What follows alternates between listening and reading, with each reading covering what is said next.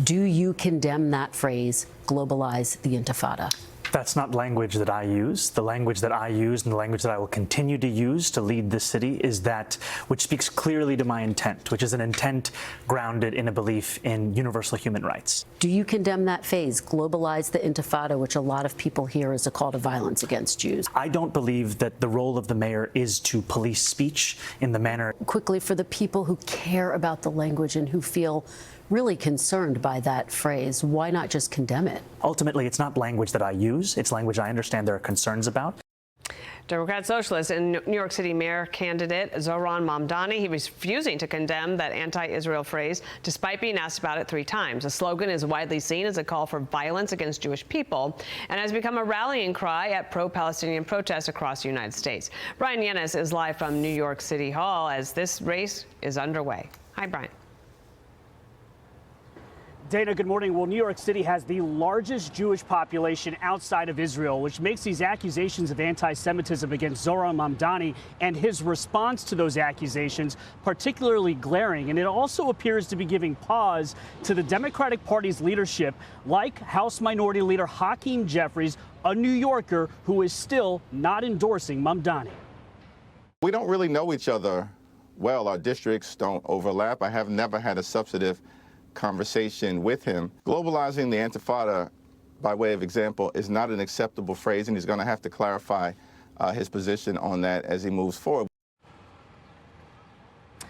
Mamdani's immigration policy is also raising eyebrows. He wants to strengthen New York City's sanctuary city law by not allowing any ICE cooperation in the city's jail, and he wants to spend $165 million tax dollars on providing illegal immigrants legal defense.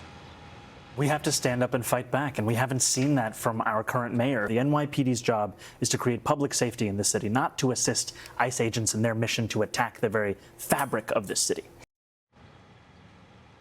So now President Trump is threatening to strip New York City of federal money if Mamdani wins. In 2025, over $9 billion of the city's budget came from the federal government.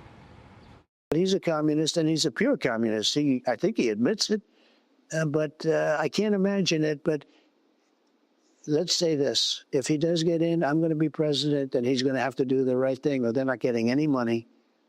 He's got to do the right thing.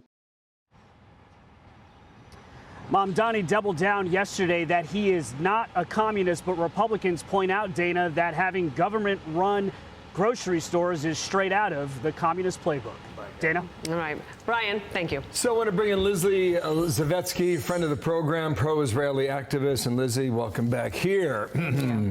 I guess when you have to deny the fact that you're not a communist, I mean, it's a very interesting campaign to start with. The New York Times had this piece this morning. It's an op-ed by Michelle Goldberg. She says plenty of Jews love Zohran Mamdani. The attacks on Mamdani during the primary were brutal, but now that he's a national figure, those coming his way will be worse.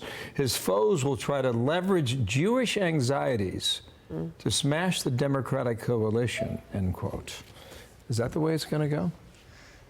Well, first of all, there have been Jews since biblical times who have put their progressive values over our own community's safety.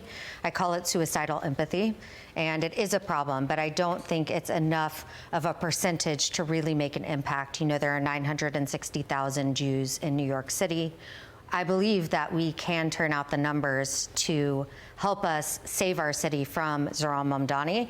But I'm so sick and tired of non-Jews telling Jews what is and isn't hate speech, what should and shouldn't make us feel safe. What Zohran Mamdani has done, what we just saw in the lead-in here with the refusing to condemn, globalize the intifada, tells us everything that we need to know.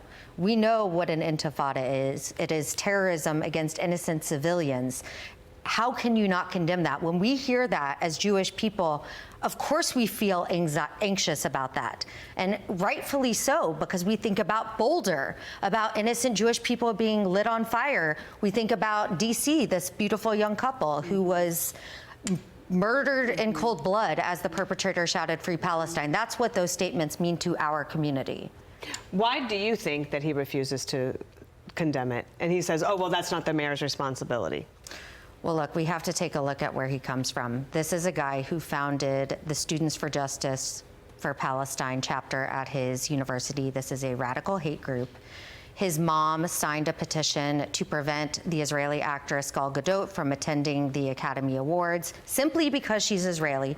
His father is a professor of Marxism at Columbia who was involved in organizing the encampment there. This is who he is, and we need to pick up what he's putting down. I mean, if you're not condemning it... Lizzie, a lot of those people will vote for him, and he does not want to turn them off. I think that's the real answer. That is a very real thing. But if you should be able to condemn it.